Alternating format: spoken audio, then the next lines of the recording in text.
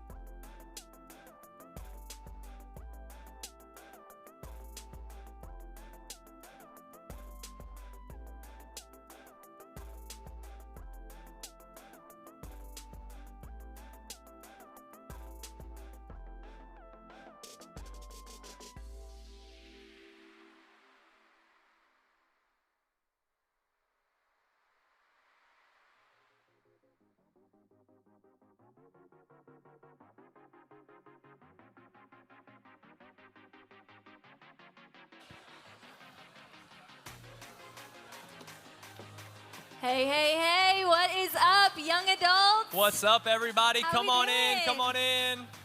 Come on in. Hey, I want to give a special shout out to our people online. So What's glad up, you're with online us. fam? We love CF you guys. everywhere joining on sessions. That's right. Let's That's right. go. Hey, if I haven't got the chance to meet you yet, my name is Carissa, and I help look after our Christ Fellowship Young Adult Ministry. Come on. And I love this. I love you guys because you guys are my people. And I don't know if people know you. Probably yet. not. Some people Probably do not. because our Young Adult Ministry launched a At- brand new expression.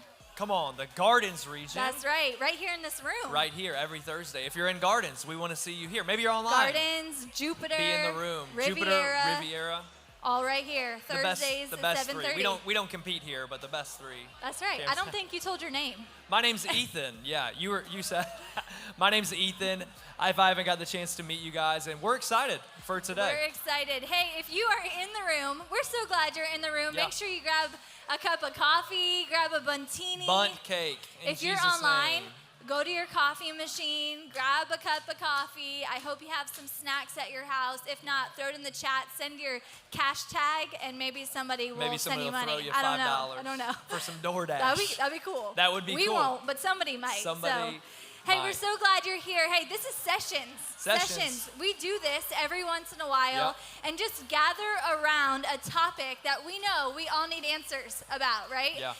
And this one, we're specifically talking about purpose and Leadership. career, leadership, My gosh. calling. I've got Amazing. so many questions. I've got Hey, so many questions. I still got questions. Yeah, I do. I got so many questions. So we've actually brought some experts in this field for you guys to hear from that aren't just going to talk about career, leadership, calling, but how all of that relates to our faith in Jesus I love it. and how we can live this out in a way that honors God. No, I think it's so amazing. And as you guys are grabbing your coffee, your buntinis online, everybody, come on, make your way to the seat. We got a notepad for you. We I love what Proverbs says. Because we take notes. We take notes. I don't know if the proverb says that, but There should be. Or Second Opinions, chapter 2, we take notes, verse 12. I haven't read that scripture yet. You'll have to find it. But hey, Okay. Proverbs says this, that there's wisdom in the abundance of counselors. Love And it. I think today we found the best of the best at our church, and we just want to gain some wisdom. I know That's I'm right. excited, so make sure you have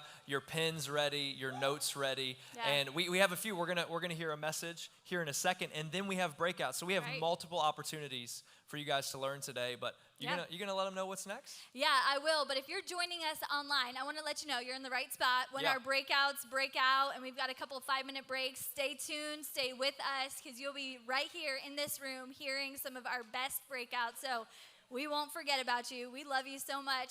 But here in this room, I'm excited to announce our first speaker. He is not a guest. He is an amazing pastor, an amazing friend. He's been looking after our young adult ministry, our student ministry, now our CF Kids ministry as a pastor of our family ministry environments. So would you welcome to the platform Pastor Ryan McDermott? Hey.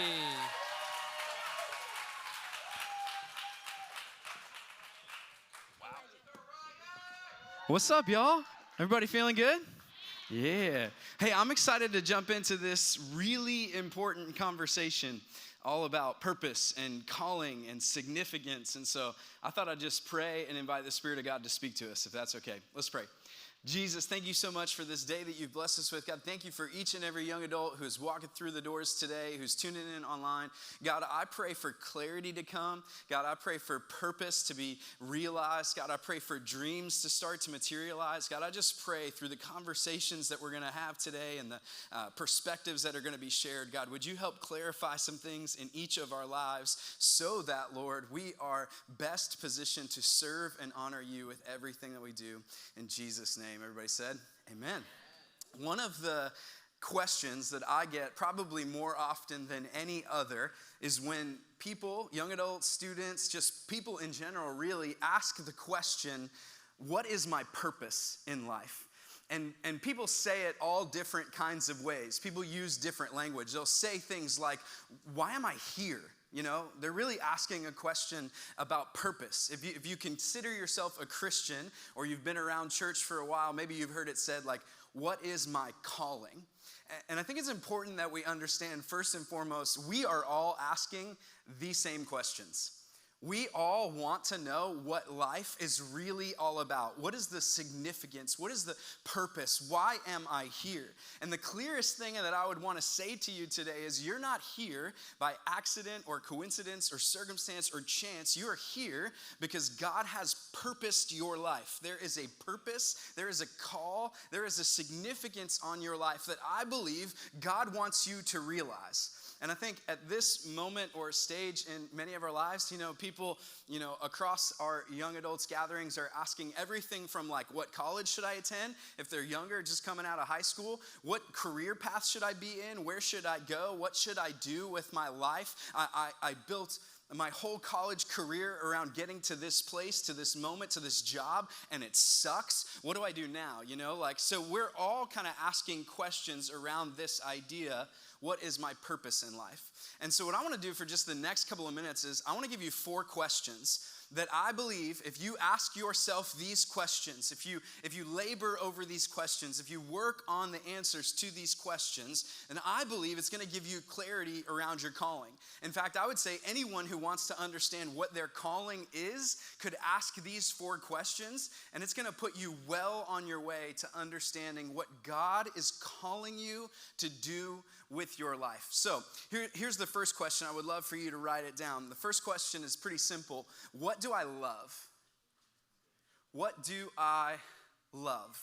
if you want to figure out what God's calling on your life is, you actually have to ask this question: what do I love? What actually gets you excited? What are you passionate about? Because we are all naturally wired a certain way, and we're all different. There are things that I love to do, and there are things that I hate to do.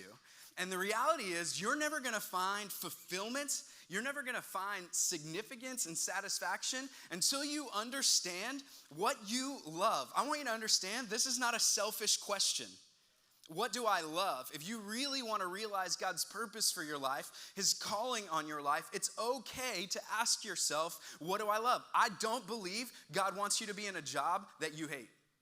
I don't believe he wants you to give your life to something that you cannot stand. Actually, what I believe is that God has put desires in you, he's put passions in you, and there is a place where what is in you can actually start to fulfill you. And so you can ask yourself the question, what do I love? A lot of people, unfortunately, just ask themselves only one of the 4 questions that we're going to talk about today. And depending on how you're wired, it might be a different question. Some people only ever ask themselves, what do I love? And they do that. And ultimately, they find that there's not fulfillment in that. There's not joy in it. And so, yeah, we got to start there. But there are actually some more questions that we need to ask ourselves. So the first one, if you want clarity around your calling, ask yourself the question, what do I love? The second question would be this: what does the world need? What does the world need? So I'm not just asking the question, what do I love? What are my passions, desires? What are the things that get me excited? But I'm actually looking at the world around me and beginning to assess, where is the need in the world? Now, I would argue it's probably never been easier to see the needs in our world, right? Because they are rampant. There are needs everywhere. There are crises around the world. And there are all kinds of things that you can care about. There's all kinds of things that you can love. But what about the world? Because I believe we were sent to the world. I believe that we were called for the world.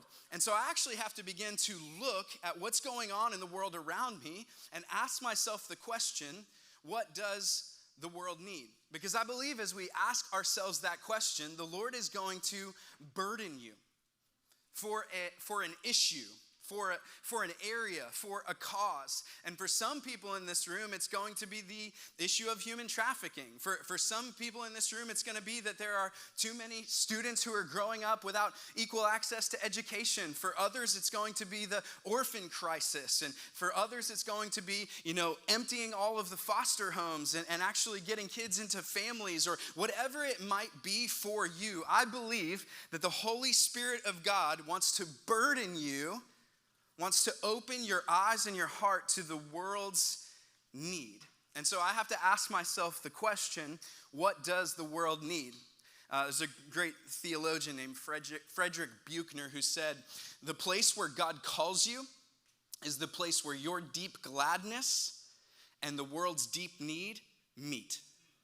Your deep gladness and the world's deep need meet. That's the place where God calls you, right? It's this idea. It's not just what I love, not just what brings me joy, not just what gives me significance or satisfaction, but actually where that deep gladness meets the issues of the world. That is how I begin to understand my calling.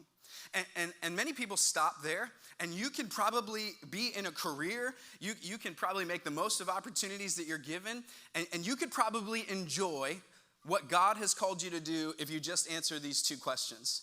But I actually think that there's more. There's at least 2 other questions that we should be asking if we really want clarity around our calling. The third question would be this: what am I good at? Now, I want you to understand that's different than what do I love, right? There's a difference between passion and skill, right? You can get passionate about a lot of things. You can get excited about a lot of things. It doesn't mean that you're good at them, okay? So to give you the church example, there could be a lot of people who are like, I feel like God's calling me to join the worship team. And you're like, well, you suck at singing, so maybe not. Okay? Like, you're a worshiper for sure, but there are some skills that are required if you are actually called to that, all right? So you go on making a joyful noise all day long, right? You're just not gonna do it with a microphone, okay? So it's all right. Like, I don't mean to offend anyone, but there is the question of what are you good at? What are the talents that God has put inside you? What are the skills that you actually possess that are unique to you? And you have to ask yourself that question, what is my skill set? What am I good at? Because again, I don't believe that God wants you to waste your life away doing something that you don't love, doing something that you're not good at, doing something that doesn't meet a need in the world. Does that sound exciting to anyone? That sounds terrible. And I believe the Lord actually wants to get you in a place where you can experience significance and fulfillment and satisfaction, that you can actually contribute to something much bigger than yourself. And so, what are you good at? What skills do you have is an important question. And the last one is this, and some people will think that this is a very unspiritual question, okay? Here's the fourth question. What can I get paid for? What can I get paid for? Can I just tell you, listen to me, this is not an unspiritual question. It's okay to ask yourself, what can I get paid for? What can I be compensated for? Because there might be some things in my life that I love, that I'm really good at, that the world needs, but if it at the end of the day doesn't allow me to take care of my wife and 2 kids at home, I've missed it. That's not calling, because God called me to them too, right? So I actually have to ask myself the question, what can I be paid for? It's not contradictory to be a Christian and expect that you be compensated for what you're good at, right? It's actually okay. And so I want to dismiss the idea that you can't ask this question, you can't be concerned about it. Here's what you cannot do. It cannot be the only thing that you're concerned about.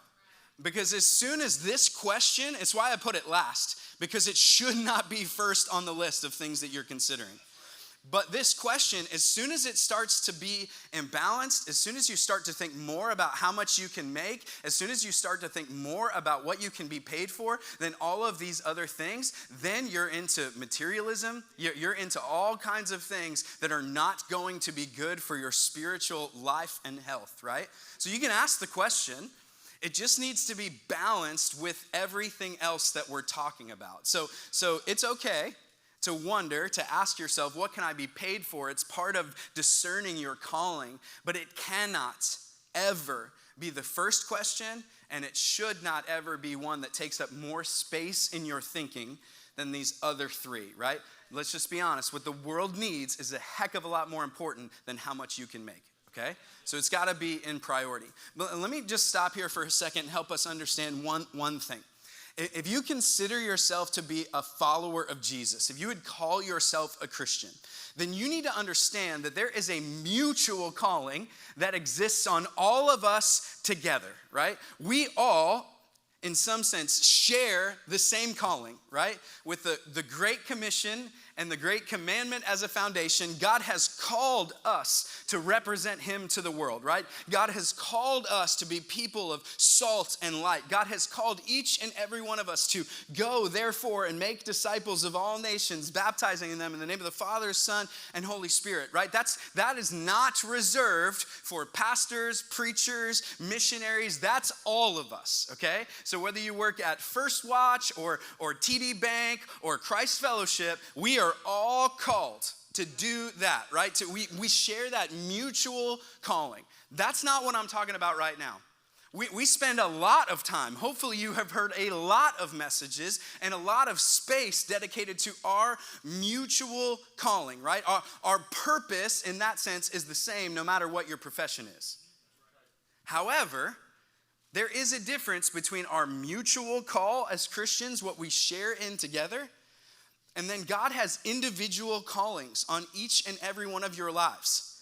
That place where your passions, your skills, the world's need, your talents, where that all meets, we begin to realize what God has called us to. And so I want you to understand there is a difference between mutual calling and our individual calling. Okay, now as you can see, if you answer these 4 questions, it begins to give you this type of grid. that would help you understand how to move closer to God's purpose for your life, right? So if you just answer the question, what do I love? You'll probably be happy for a little while. You'll probably enjoy what you're doing, but it does not last, okay? Actually, what you have to do is you have to ask some other questions so that you move closer to your calling. If you just ask the question, what does the world need? Maybe you will be satisfied for a while. Maybe that big picture thinking will help you be content where you are. But if you just live there and you don't answer any of these other questions, eventually that will wear off. Actually, what we have to do is move closer to God's calling on our life, because each of these questions, if you ask one or two of them in isolation, it gets you to a different place. So if I ask the question, what do I love, right? I figure that out, what I'm passionate about, what gets me excited, what I actually enjoy doing. And then I look at the world's deep need. I'm going to see a place where those two things intersect. And between them is a word that I would say is mission.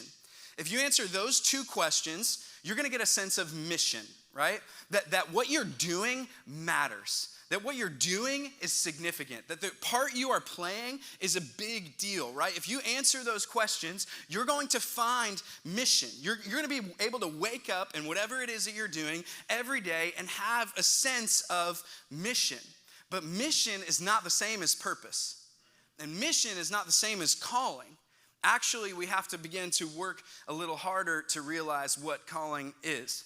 If I only answer these two questions down here, for example, what am I? So between these, all these things that we're going to talk about, these four questions, at the confluence of all of these ideas, right in the center, that's where you're going to find your calling, right?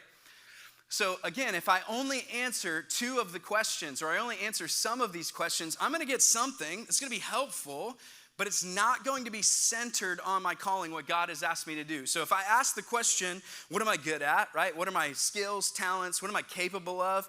And what can I be paid for? Between those things, what I'm going to get is, thank you. What I'm going to get is profession, right? So between what I'm good at and what I can be paid for, I'm going to find a profession. Most people spend most of their lives serving in a profession. And professions are fine. But professions are not calling. There's actually something a lot more significant. God doesn't want to just give you a profession. He wants you to understand your calling. If I only ask the question, what do I love and what am I good at, then I'm going to find a passion point.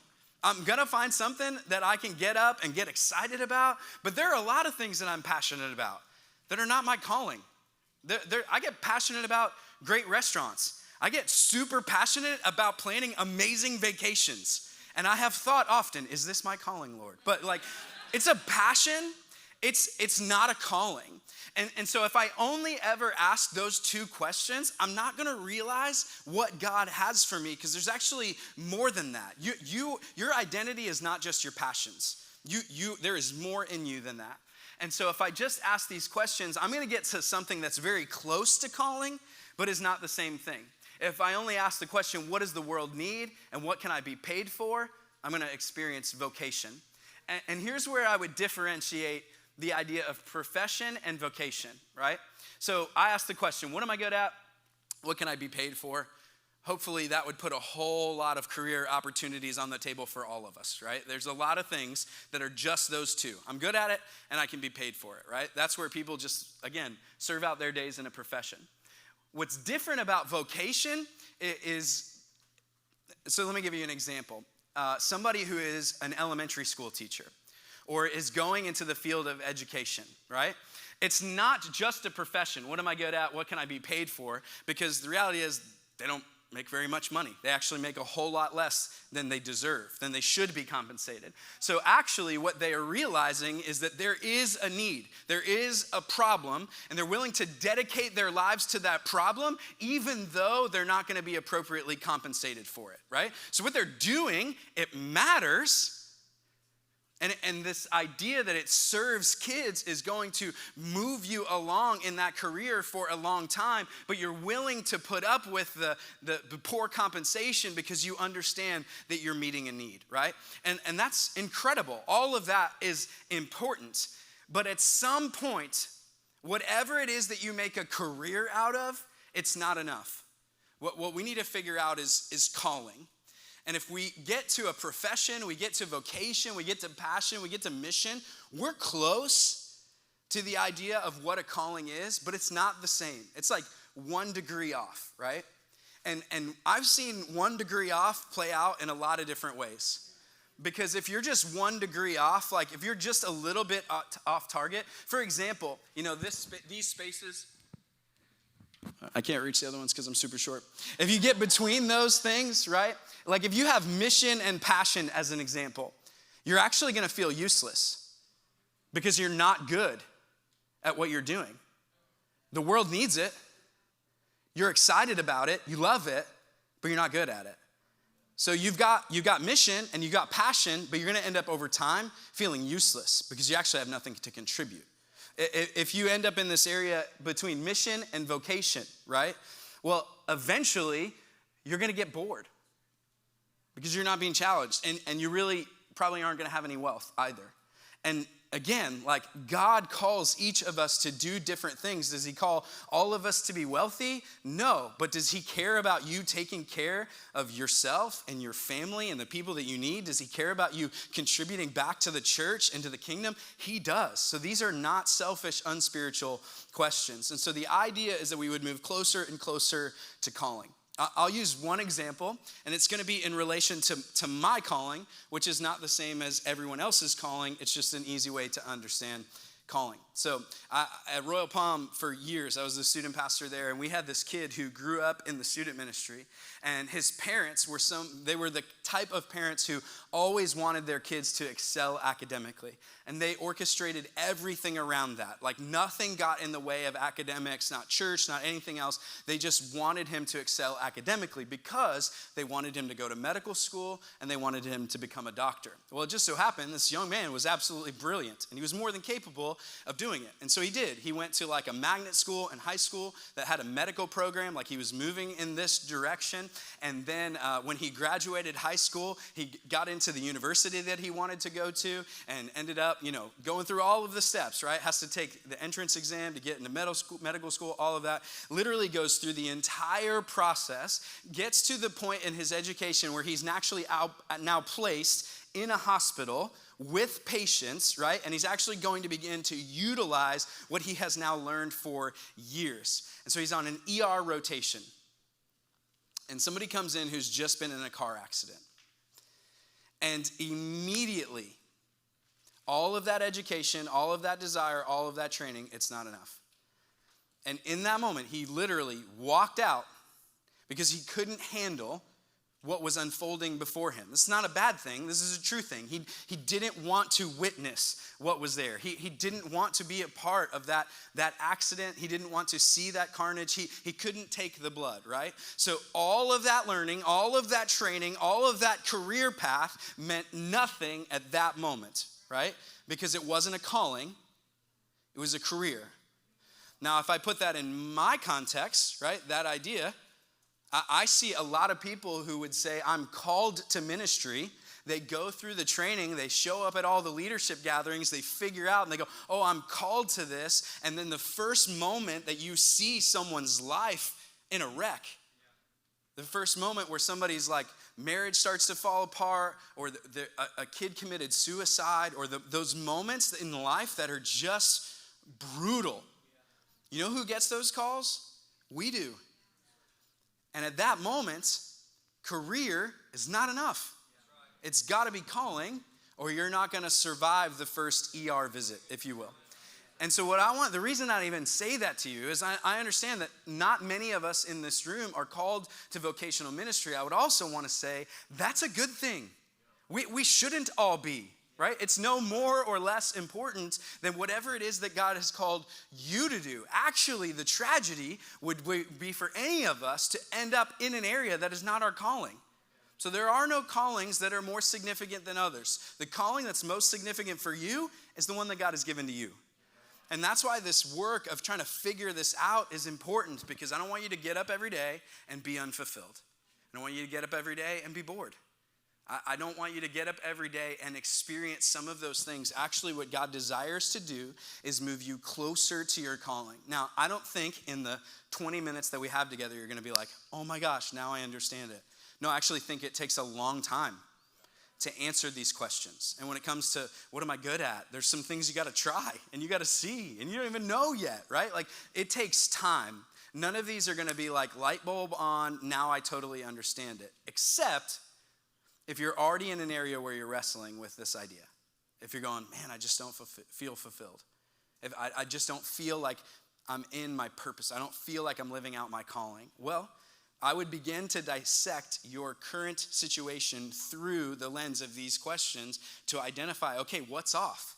And how do we move that one area back into alignment with the way that God has wired you? And over time, we put all of the pieces in place so that you get to your calling. Because there's just one more thing I want to address, and I'm going to be out of here.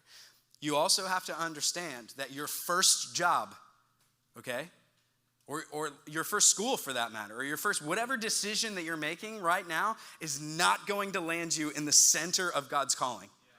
That's not the point, right? And actually, people kind of want to skip all of the steps and all of the things that you got to learn and experience. And I just want the perfect little sweet spot. Well, in reality, somebody's probably already in it, and you got to earn it. That's okay. So don't expect to like circumvent all of the questions and the wrestling and the experience that will get you there, right?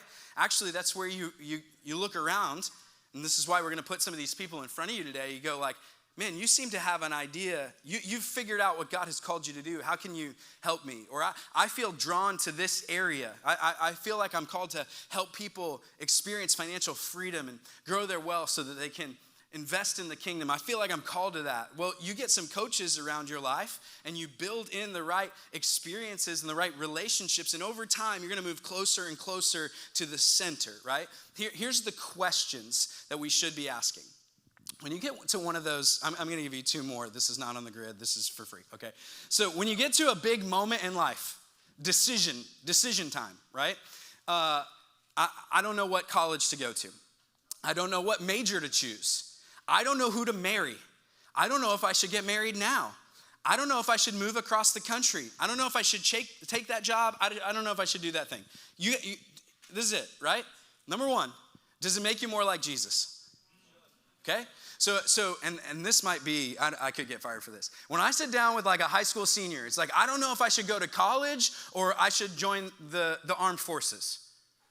What does God want me to do? What's God's will for my life? I'm going to be honest. Most of the time I'm like, I'm not sure he cares. I'm not sure he cares. And here's what I mean. If you're going to become more like Jesus, you can go to FSU or you can join the Navy. I don't care. I'm not sure that God cares. Is it going to make you more like Jesus? So when it comes to like, man, should I go to FSU or should I go to PBA? God might care about that one because I don't know if it's going to make you more like Jesus, but I'm just saying, right? My point is this. You can get to those big moments in life and think this, my gosh, if I don't make the right decision, I'm going to ruin my life. False. If I don't make the right decision, I'm going to ruin my life. No, you will not.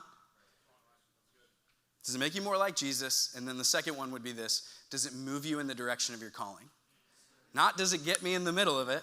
Does it move you in the direction of your calling? And if so, go with God. It's okay. Understand whatever situation you're putting yourself into. Make sure you have the right accountability, the right relationships, the right church, all those kinds of things. But if it's going to make you more like Jesus and it moves you in the direction of your calling, I think God cares a lot more about that than the seal that's on your diploma. So, I don't think any of these questions are going to be answered in 20 minutes. But I hope this gives you a foundation or a framework to begin to work through some of these ideas so that you can be in a place where you experience significance and fulfillment and realize God's calling on your life. And then even as we transition in just a few moments into our breakout sessions, pray those conversations more and more would help you hone in on what it means to be a Christian who is living out their purpose and their calling. So let me pray for you. Jesus, I know this is just the beginning of the conversation, but there is so much in this area that we need to understand. And so God, for my friends who are in the room today and those who are joining us online, help us to understand, Lord, that you have purposed us. God, that you have placed things inside of us that you desire for us to unleash on the world around us. And so help us, Lord, to look at every opportunity, every question, every moment in life through the lens of this framework, through these questions, so that we might move closer and closer to our calling, so that we can experience the life and the fulfillment and the significance that you have for us. Because at the end of the day, Lord, we know that's how we truly begin to impact the world around us. When we discover our purpose, that's how we begin to impact the world around us. And God, we want to see radical transformation in this region and beyond. And it takes all of us across every sphere of life and influence, realizing our purpose and our calling and stepping up to the responsibility and the life that you have for us. In Jesus' name, amen. Amen. Hey, can we give Pastor Ryan a round of applause? Thank you for investing that into us. Now, like Pastor Ryan said, we are about to jump in to an incredible part of sessions. That's why we do this. We're doing our breakout sessions. We got 4 breakouts, different angles, different intentions, but we want you to get to go to the best one for you. So I'm going to call up one person from each breakout. We're going to play a little game. They're going to tell you what the breakout is, and then we're going to get into it. So could I have, let's see. Julio, would you come up? Brandon, come on. Put your hands together. Pastor James, Lisa, would y'all come up here? Come on, let's get some fun music on. We're about to play Spin the Wheel. All right. What we're going to do, these guys are awesome. I'm so excited that you get to hear from them. We're going to play a little game, Spin the Wheel, and then I'm going to give you like 30, 45 seconds to tell everybody why they need to go to your breakout. Julio he's a teacher. He is a man of God. He's incredible, and he's going to answer this question right here. Drum roll. Hello. This is a big question. Elevation or Hillsong worship? Ooh, man, they're both so good. I went to the Hillsong worship concert a couple years ago. Hello. But Elevation is so good. They are. Maverick City music, though, right now. But what about Light the Fire? Awesome. Yeah, Julio, tell us, you're on the breakout, Living on Mission. Why should people join you there? Definitely. So we've got an amazing panelists. We've got Michael Wall, who's in business and finances and runs several different companies. We have Caleb, who's going into law enforcement. Myself going into education, or being in education.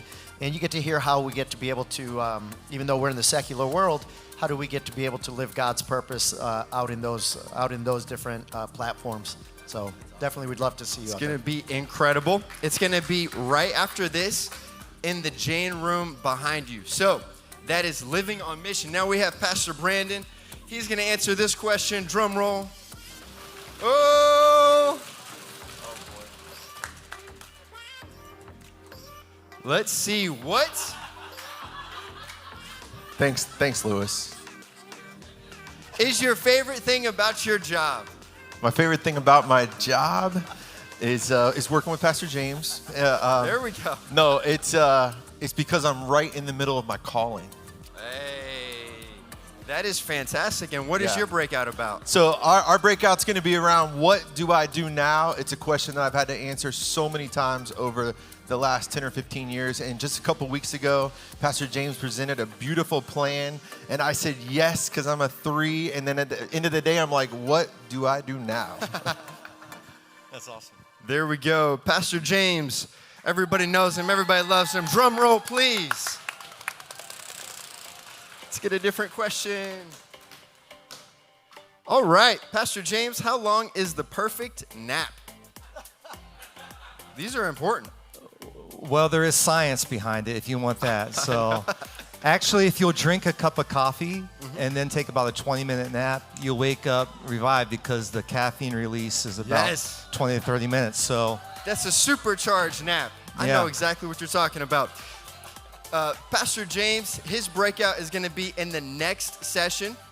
It's going to be after the first set of breakouts. What are you talking about in yours? Well, I'm talking about how to leverage your leadership, and I'm going to talk about cows and buffaloes.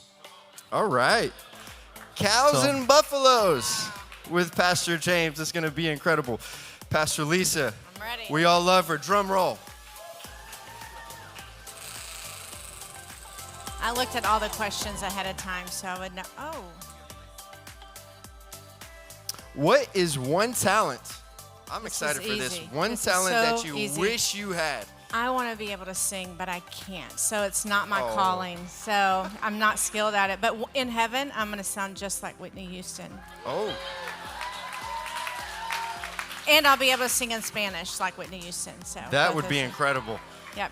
In heaven, I want to sound like Chris Cato. Ah, When he sings, nice, pour out nice. visions and dreams. Oh man, I want to sound like Erica Paul. That's what I should have said. So in Oh heaven, my so, yeah. goodness. We could keep going. Yep. Pastor, what is your breakout about? Know yourself, lead yourself. Have you ever wanted a checklist in life's most challenging things you're faced with? So I wish it could be resolved to a checklist, but I'm going to try. So vocationally, spiritually, relationally, physically, emotionally, there's a few things that we can check off the list. So if you want to talk about that, meet me in there. We can do it. It is going to be incredible. One more time, can you put your hands together for all of our stars? And I want to invite up Pastor Ethan and Carissa. They're going to give us some next steps, and then we're going. I love it. I love it. This has been fun already. I feel like we need to ask Lewis a question. I don't know. I Let's feel do like- it. Lewis, come on back. Come on back, buddy. Pick the hardest one.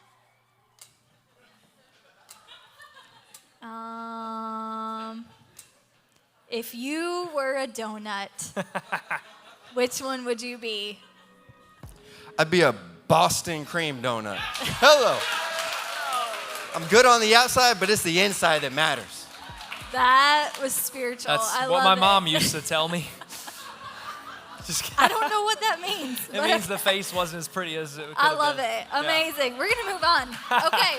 Hey, can we give it up for Pastor Come Ryan? on. That was That's amazing. revolutionary. That was amazing. Hey, online people, we love you. We're so glad you're still with us. Stick with us because we're going to be jumping into some amazing session content. You got to hear from some of the legends that are going to be speaking, but we have really a lineup of amazing leaders. But I want you to know about just some next steps that we have made available for you coming out of today, because once we get into our breakouts, we're really never going to be back up here. This is the last This is the last time they're going we're to hear all from in the room together. Ethan.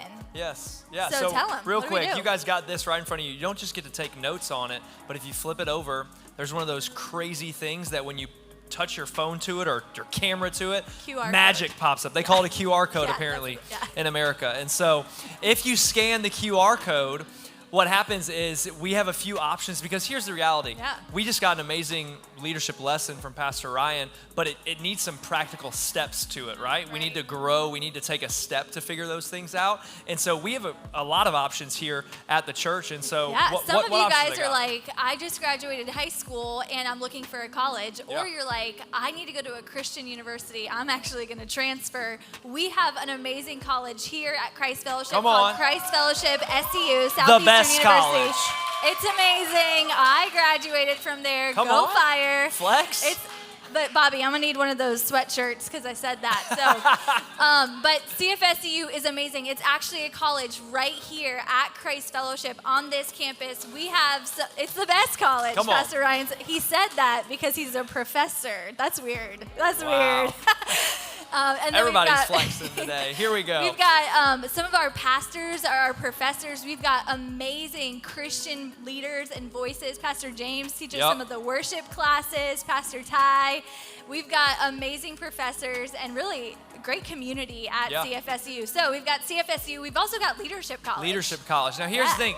A lot of you have already graduated college. Maybe you have started in a career. I love what Pastor Ryan said. He said the first step isn't going to be the middle of the circle because you got to earn it. You have to grow. And Leadership College is a great opportunity to grow in your leadership, practical skills of your leadership. It's a year-long program. It starts in January, so you got to apply now. Yeah, we got to you get can you apply started. now. We actually have a table right in the back that you can get Wow. some more information on. And I gotta say, I went through leadership college a couple years Come back, on. and it changed the game for me in learning so much about my personal leadership, how I can lead in all areas of life, not Yeah. just in ministry, but we have Everywhere. amazing businessmen and women that have gone through leadership college and just have shared so many testimonies of how they've Yeah.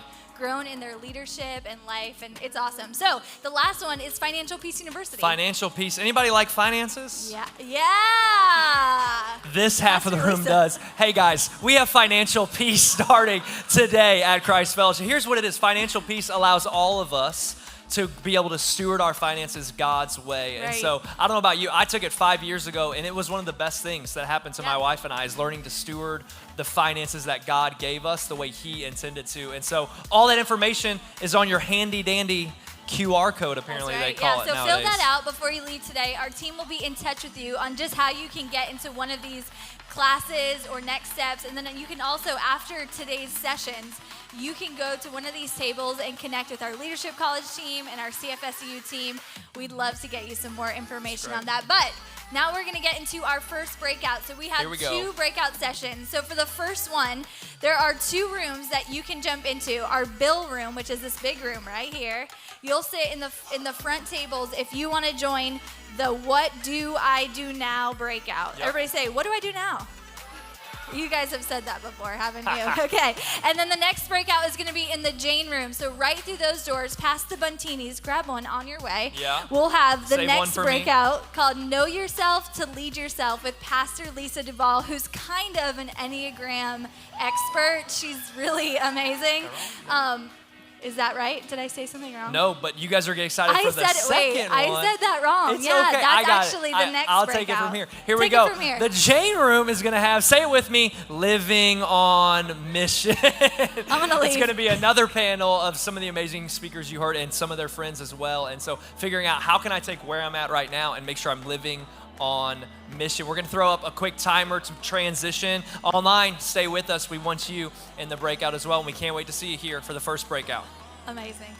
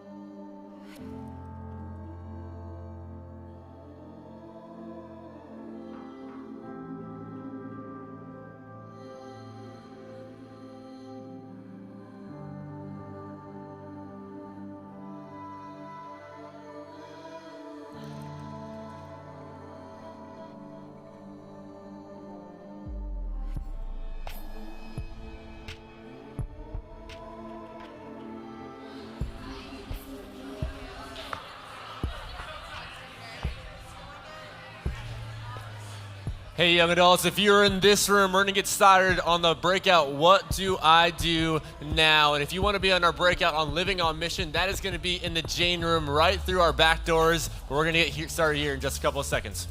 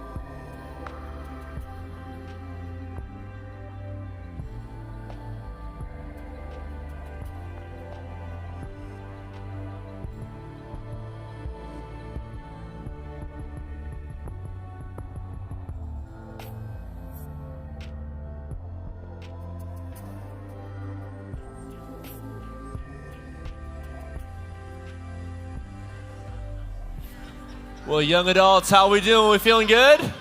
Yeah? All right. Hey, we want to get started on our next breakout, What Do I Do Now? And before we start, I just want to introduce some of my friends to you real quick, and then they're going to share because they have some amazing life experience, and I really feel like we're going to get a lot from this breakout. But our first breakout speaker today is going to be Pastor Brandon Cato. You can give it up for Pastor Brandon. Come on. Pastor Brandon is on our senior leadership team here at Christ Fellowship and is just an amazing leader, but he's also had a lot of different jobs throughout his life, and he's going to be sharing about that. And then we have Pastor Ty McMillan. Come on, Pastor Ty. Hey. Pastor Ty is our CFYA pastor, just an amazing friend. We were just talking. We used to do student ministry back in the day together. It was a good time at the downtown West Palm Beach campus, best campus. But Pastor Ty is going to be able to share some amazing insights on career and calling today as well. And then we have Madison Lemoyne. Come on. Madison is on our staff here at Christ Fellowship, and she is currently working with CFYA and has a background in really helping young adults and college students find their calling and really living out their purpose, which is absolutely incredible. But we're going to start off today. Pastor Brandon Cato is just really going to share part of really his testimony and his walk through life and different careers and callings, and I'd love for you to kick us off. Yeah. First off, I love the question, what do I do now? And I just want to let you know, if you don't have the answer for that, it's totally okay. It really is. I'll give a little bit of my story. I grew up right here in Palm Beach County, went to Berean Christian School, which used to be Berean Baptist, graduated from there, and then decided not to go to college. My dad had a plumbing company, and I wanted to get married. So I said, you know what? I'm just going to go to work and start figuring it out. And so I did. And one of my first lessons of what do I do now was when my dad, the owner, right, of the company, should have given me the promotion to this new level where I could make some money, and he gave it to somebody else. And I was like, man, what do I do now? And so I could have went and talked to my mom and made her force him to give me the job and do all that kind of stuff. But I was like, you know what? I'm going to figure out how to outwork the person that got it, and I'm going to earn it. I'm going to work at it and earn it. What I didn't know is that my dad was actually preparing me for several years down the road when he was going to give me the whole company. But he knew that I had to earn it then in front of everybody so they could see what was going on, and they could say, man, he's worked his way up. He's really worked hard for this, and I can get behind him as a leader because I was going to be the youngest leader in there. And so during that whole time, though, I was really frustrated. I'm like, God, how could this be? Like, I said no. I said yes to this so I could serve at the church and stay local and do all these things. And I just realized that, man, there was a whole lot happening in the waiting. There was a whole lot of preparation. I was not ready for that position. And so I did. I worked my way up, and in about 4 or 5 years later, my dad called me in, and he gave me the whole company. I was 23 years old and got a whole company. And now I'm like, how do I figure out how to run this? And so then this whole journey went on, right? And I loved what I got to do. I love construction. But then I started having these challenges. And so every time I came up against a challenge, I'm like, what do I do now? And God would give me a new opportunity. And so that led to new divisions and opening new businesses and being able to add to that to solve some of the problems. But there was a few things that happened along the way. And that was the setbacks that would take place when I got to one of these challenges. So one of the times, was we were getting all this, trouble from the municipalities because we weren't a general contractor. We were a plumbing contractor. And so I went back and got my GC license so that we could solve that problem. And now the plumbing company had a GC on its team that would be able to handle some of these problems. Most of the time I did this or made this decision because I wasn't happy or I wasn't settled with what was going on. The whole time, right, I still don't know fully what my calling is, right? But I knew God kept putting me in the position to build things. And he's like, I kept seeing back, and it didn't make sense until I was about 38, but he kept putting me in position to build things. So I'll fast forward about 35, 36 years old.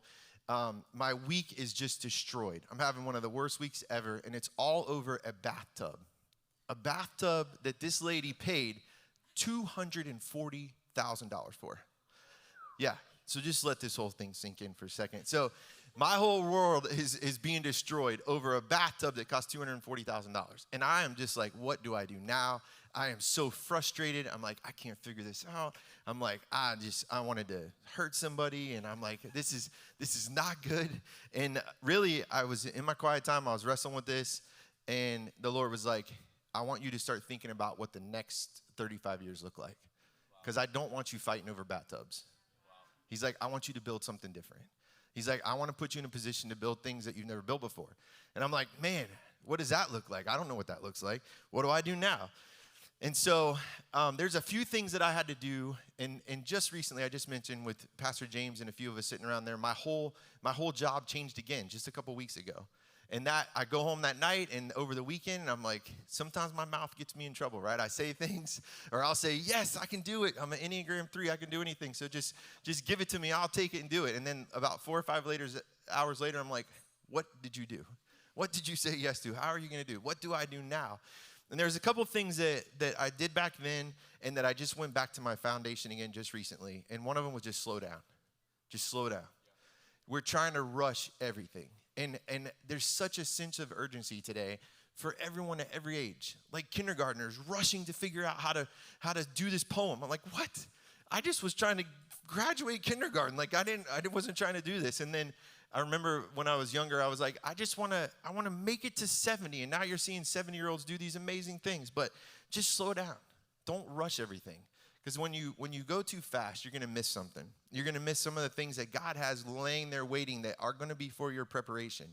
And if you go too fast, you're going to go buy those. And then when the opportunity does come up for whatever is next, you're going to be stuck because you missed this important lesson that you blew past to get to something else. A few years ago when we were in Okeechobee and we had the privilege to launch that campus, my wife and I, and Chris and Kaylee, it was a great family opportunity to be out there. But I remember about 3.5 years in, a lot of sideways conversations started taking place. Brandon's going to do this, and Brandon's going to be a part of this, and we need Brandon to do this. But yet, I'm still the campus pastor at Okeechobee. And I remember like for 3 or 4 months, the campus kind of plateaued, and I was thinking about all these other things. And really, God just said, hey, I didn't move you. You're still where I put you on the last thing, and you haven't done well for the last few months. I need you to do this assignment that I've given you right now. I need you to work hard at this because this is where I placed you. This is where I've put you to be a blessing, and I haven't moved you yet. So quit moving yourself. So I went back at it. I'm like, okay, all right, Lord, sorry, I'm all in. So go back, and and the campus starts growing again. But the campus plateaued because of me, because I wasn't listening, because I had already made my mind up to do something else. Wherever you're at, God's put you there for a reason.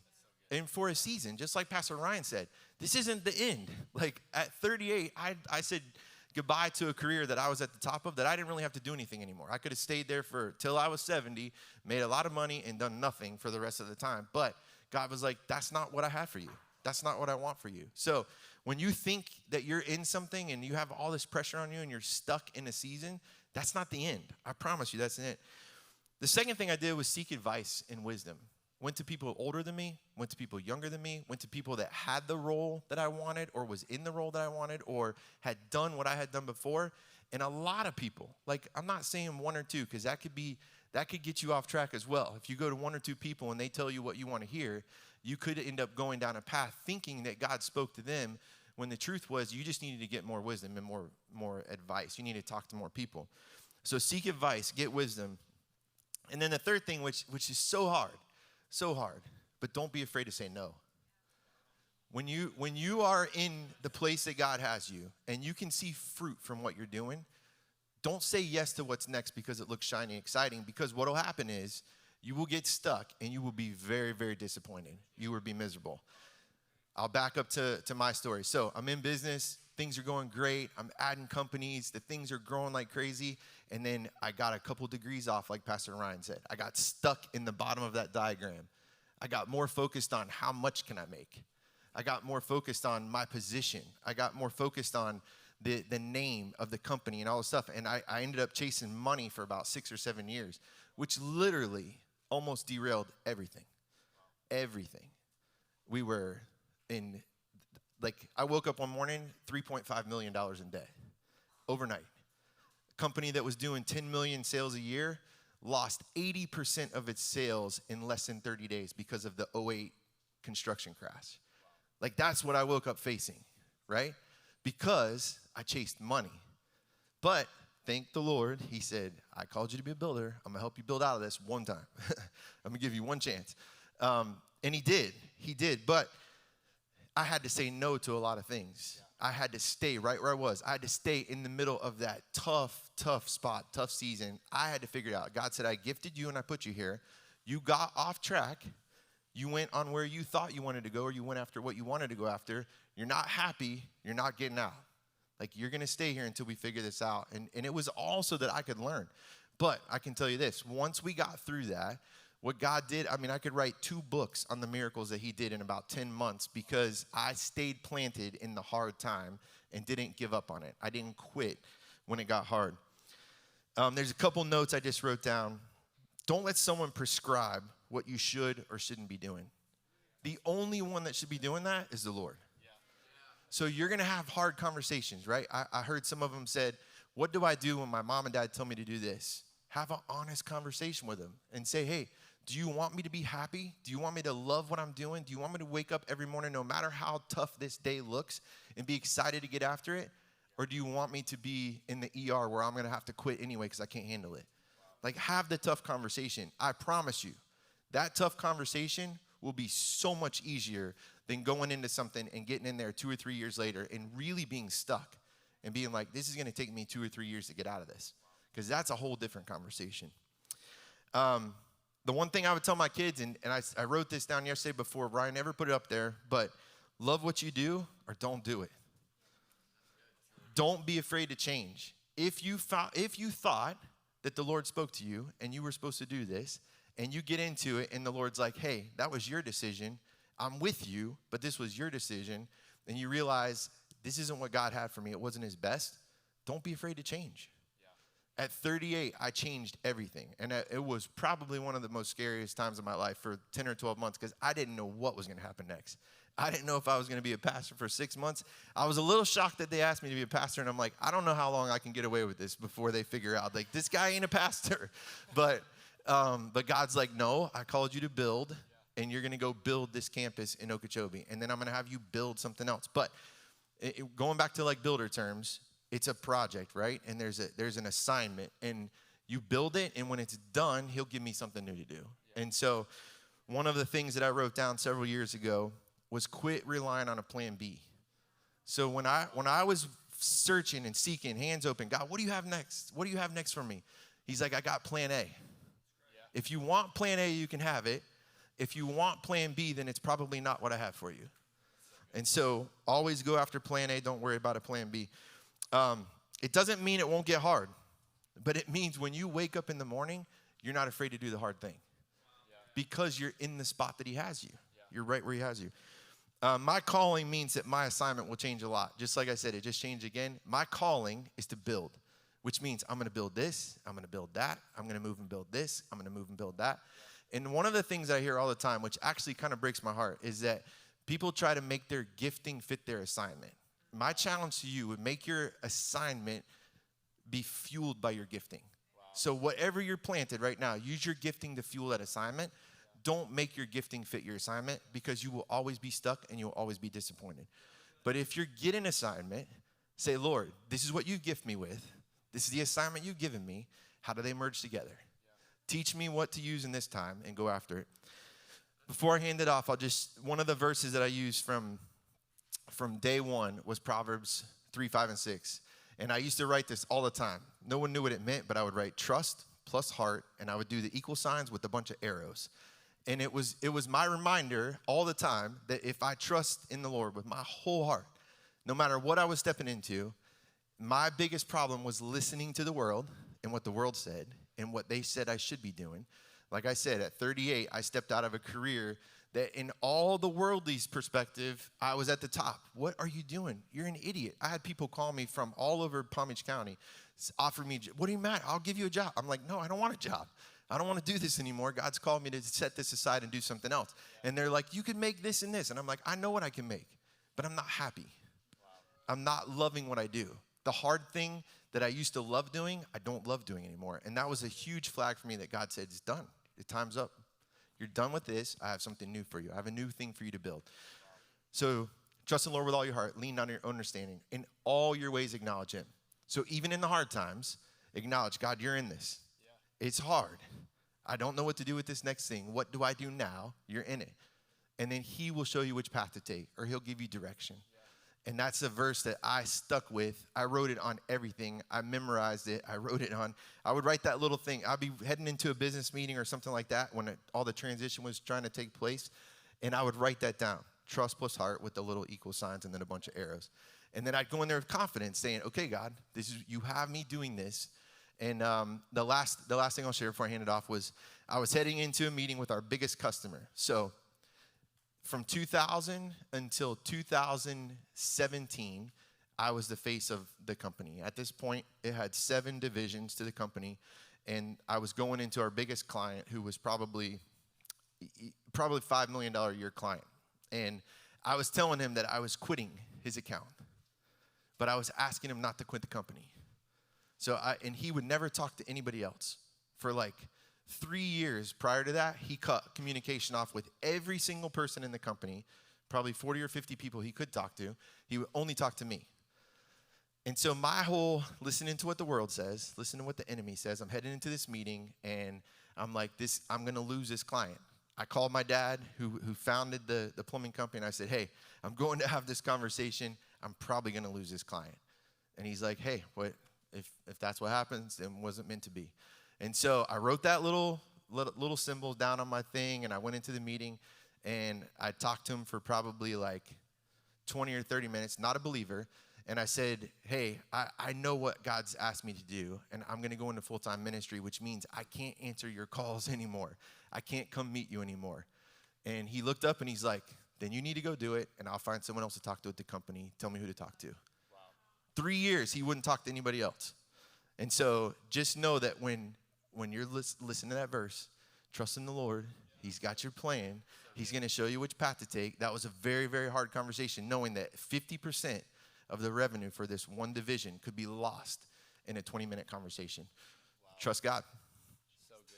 I actually got one of my own. Wow. Hey, can we get it up for Pastor Brandon? Pastor Ty.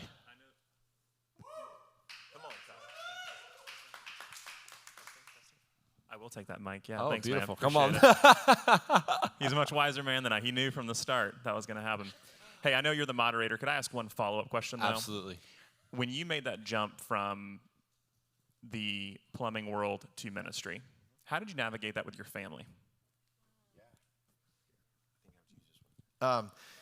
So when we met with Pastor Todd and Julie, we just said, hey, I don't want to force this on the kids. I said, Michelle and I made a decision together that this is what we're going to do. And actually, I had a harder time saying yes than she did. When I went to talk to her, you have to know her, but she's super practical. She's like, yeah, you should have said this a long time ago. I don't know what you've been waiting for. I'm like, all right, so that means you're with me, you're behind me. But we did make a decision that we weren't going to force it on the kids. We're like, hey, they're plugged in at Gardens. So we're going to let them stay plugged in where they are. We're going to invite them. We're going to go do it and love it with all we have. But we're going to do it together. It was a family decision. It wasn't a me decision. So it was a family decision to step out of corporate world. I remember we were praying about it, just talking about it, and she said, you're going to know when God tells you it's over. And I went into, just built this whole brand new facility, just moved everything under one roof. It was kind of like my personal goal to finish off and know I could step away in strength. And I walked in that morning, I flipped on the light switch, and the Holy Spirit was like, turn the light off. You're done. Just like that. And I was like, okay. So Michelle was my first call, and I said, hey, this is what just happened.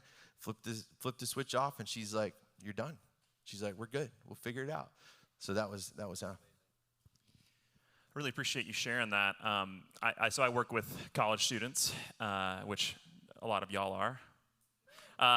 And something that I feel like you touched on briefly there, but that I hear all the time in my role is, hey, I'm feeling like I might want to move into this particular career field or this particular type of calling, but my parents are totally against it, right? And if I could encourage any of y'all, or maybe just give advice, if you're sitting in this room and you're going, man, I feel made for and designed for doing something, but the people that are paying for my college career don't want to pay for that, right? I want to just rewind for a second to what Brandon said there, that when he went to his wife and said, hey, this is what I'm feeling directed to, she said, duh, right? And the reason that she said, duh, I would feel pretty confident, because I actually saw this in Brandon's life as he was making that jump, was Brandon was already acting in his calling. He was already acting in his anointing. He was already practicing his gifts long before he ever made the jump to a different career field. And it reminds me in the scriptures, there's a story of a guy named David, and maybe you guys are familiar with this story, but David was a shepherd boy. He spent his days and his nights watching sheep, which as far as like jobs that sound like a nightmare, that's probably like right there at the top of a list. Watching dumb animals eat grass sounds terrible, right? David's doing this day in and day out. Now, you may or may not know, at some point in David's shepherding career, a prophet comes by, anoints him, and says, you will be king. Okay, now, actually, jobs that I do want, that's at the top of the list. That one sounds pretty phenomenal. But David did not immediately go and become king. He actually stayed as a shepherd, had a brief stint as a fighter, actually had to live on the run for a portion of his life. If you ever want to read a cool story, like go pop open the Bible, read David's tale. But the thing that sets David apart is that he began acting like the king before he ever had the position. He began operating in a kingly way even while his job was just to watch some sheep eat grass. Scriptures tell us that he actually fought bears and lions, which is legendary and epic, in order to protect his sheep. I don't know if I've ever been so committed in my life to any job that if a bear walked in the room, I would be like, Mike, I have to protect my job from this bear. I would walk away. I would say, hey, I'm sorry, boss, there was a bear. And I feel like my boss would go, that makes sense. Instead, he was so committed to what he was doing, acting like a king, treating his sheep like they were his people, right? That he began preparing himself for the calling that God had designed him for. So what happens when your parents are saying, there is no way that you'll ever ... Maybe it's step into ministry. Maybe it's, I don't know, become a YouTube star. Maybe it's pursuing some sort of passion through Etsy, right? Maybe you're a crafty kind of person, and your parents are going, there's no way that you're ever going to do it. The best way to prove to them that you're called to this is to start doing it. You don't have to quit your day job to start acting in your gifting, to start acting in your calling. Take what you're passionate about and find ways, whether it's in your work or in your free time, to begin practicing those things that you feel called to. If you do that, time will prove your commitment. Right? I've got a few kids, and I'm spending money on them, right? They actually, kids are expensive, right? We're paying for school. we're paying for food, we're paying for housing, we're doing all of these things. I can understand, I got little tiny kids, right? I can understand 18 years from now, when I'm sending my daughters off to college, if they were to call me and go, hey, I've decided, I know that you just, paid for this whole school thing, I'm actually dropping out. I can understand how a parent might feel some hesitation in that moment to go, that seems like a really good idea. These thousands of dollars towards your tuition, you're right. This was not worth it, right? This was not worth that investment. It might take some time for your parents to jump on board because for the most part, man, let me tell you, your parents love you more than you realize, right? They've had dreams, passions, hopes for your life since before you were born, right? It might take time for your family to jump into a big change because they weren't there when God called you to make that change. They weren't there when God called you to do that. But prove to them through time and through commitment that this is what you're anointed for, and they're going to come around. You're going to have those moments, Lord willing, where just like when Brandon went to his wife, Michelle, and said, hey, I think this might be what I'm called to, she's going to look at you and go, duh. You've been doing this already. You're already acting like the king you were designed to be. So let time and commitment prove your calling. Yeah. That's so good. Hey, can we give it for Pastor Ty? Amazing. Well, Madison, you've had some different career changes. You used to work at the Career Center at FAU, really getting our young adults and college students prepared for the workforce. And just would love to hear some of your insights for what you've learned at your time and really the skills that you developed. Yeah, great. Well, I feel like there's been so much wisdom already dropped on us. I just want to bring it home with some practical steps of going back to what do I do now? What are those next steps? Because I feel like we're all in a place of there are so many things that you can do or ways that you can go next and about the next thing that you're where do I start? So I really want to talk to two groups of people today. And the first is the college students in the room. If you're a college student, just slip up a hand. Okay, we've got a few. Awesome. So for those college students, the first one is choose your major. So really figuring out what you want to do, but I think even more important is to say, I might get in trouble for this, but your major does not equal your career. So just because you major in education doesn't mean that's the only thing you can do. Or just because you major in business, you can go into other fields. So make sure that you don't define yourself on your major, but figuring out how you can use your major to go into whatever career you want to go into. So that's that first step. The second one is get an internship or a part-time job or shadow someone, find a mentor, get that practical experience of something that you think you'd like to do. Because I tell you what, my internship during my undergrad experience is why I went into a master's program, which why I ended up here at CFYA, because I had no idea that I wanted to work with college students. I didn't think that was a job that you could have. A lot of times that internship experience or the part-time job experience is going to shape what you want to do in the future.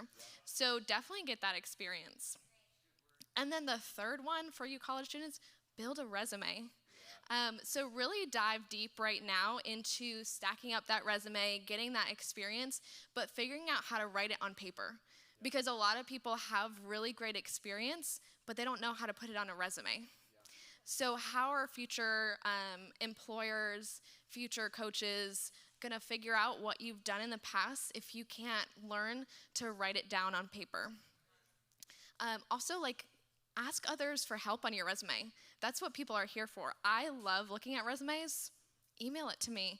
I know, if you're in college, go to your career center. I highly suggest that.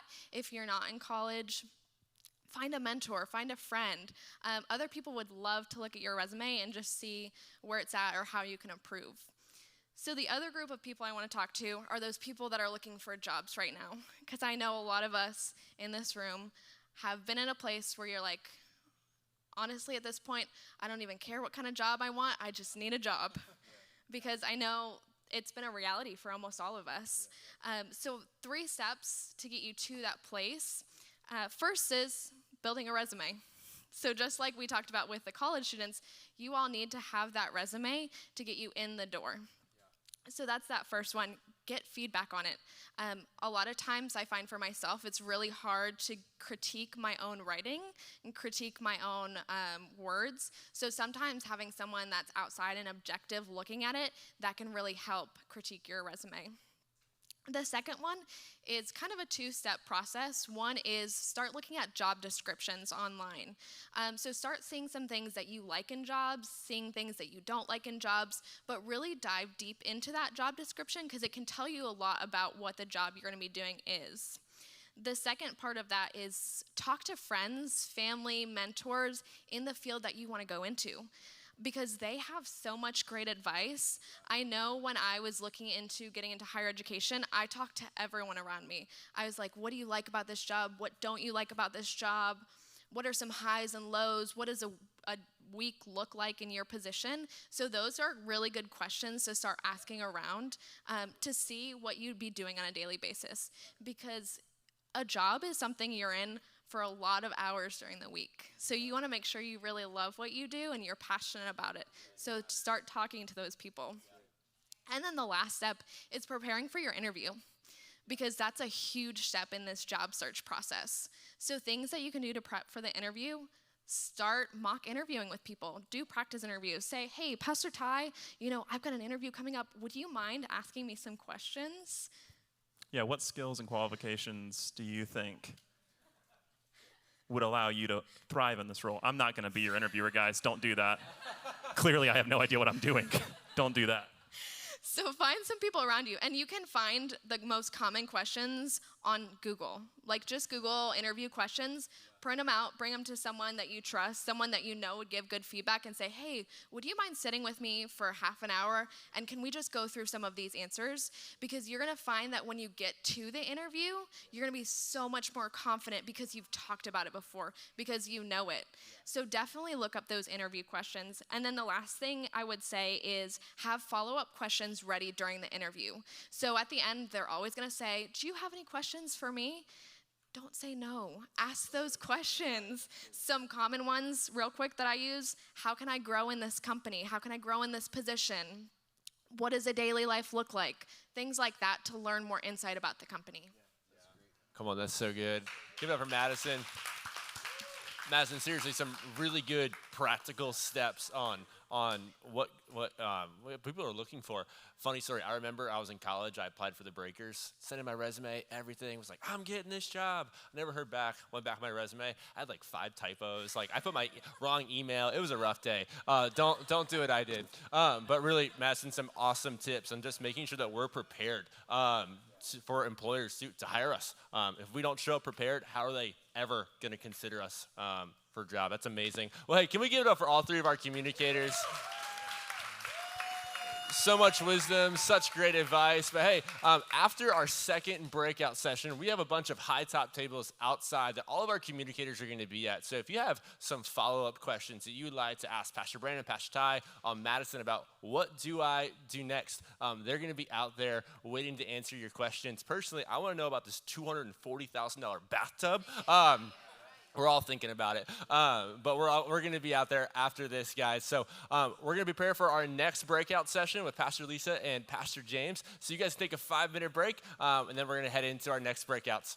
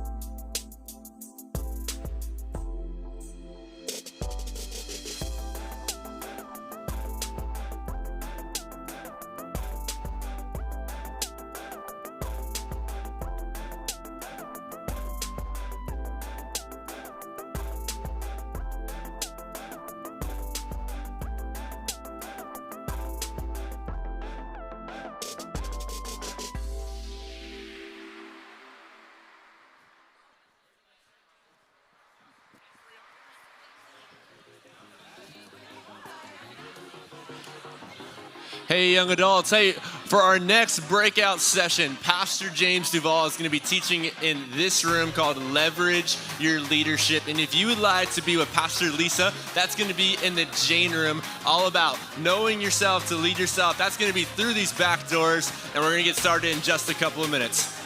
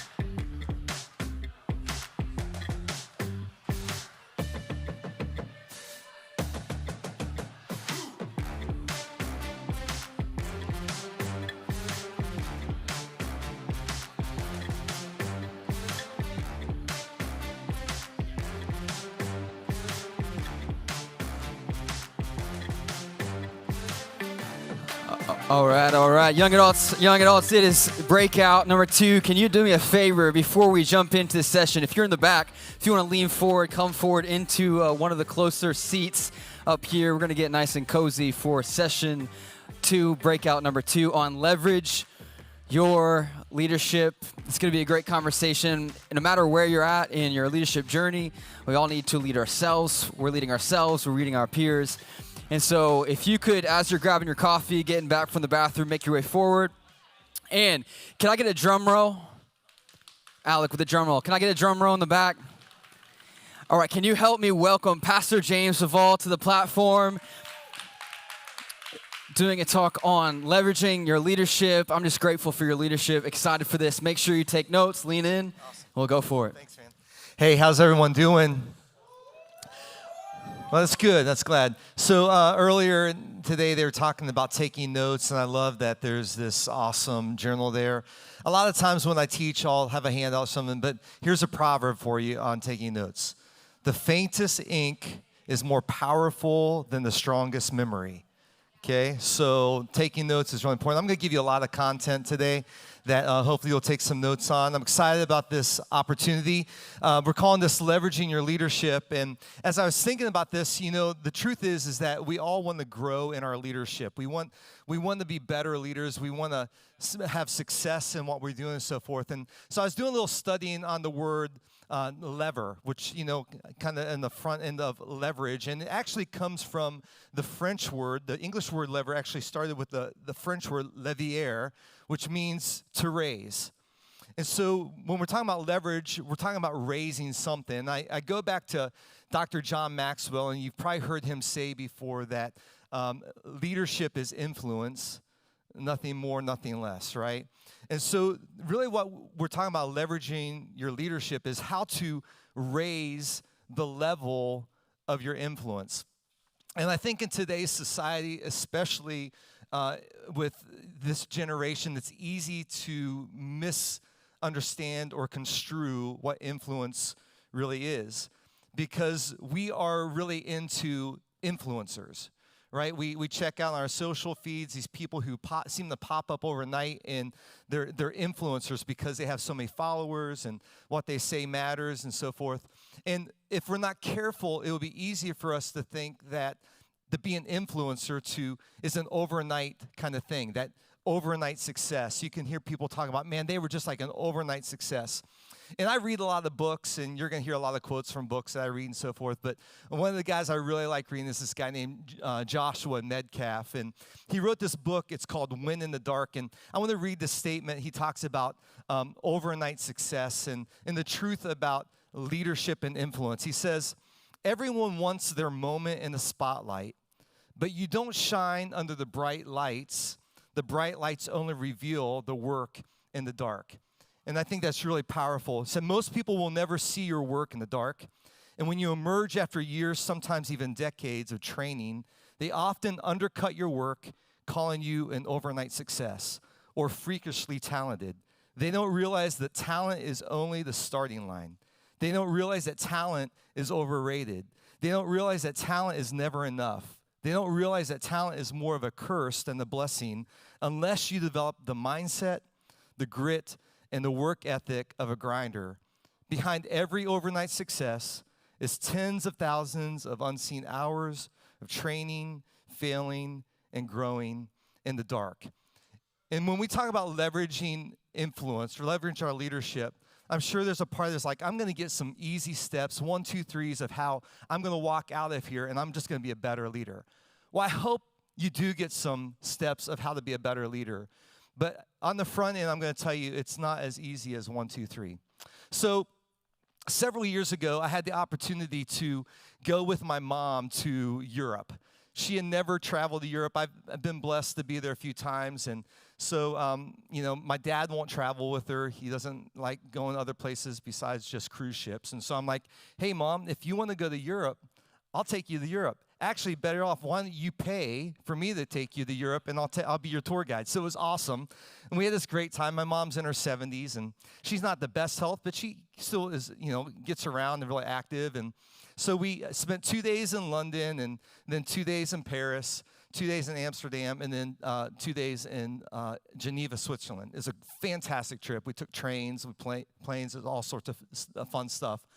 But one of the things we found is that when we were in Paris, it's a great, beautiful city, but if you've been to Paris, you know that their infrastructure is a little weak.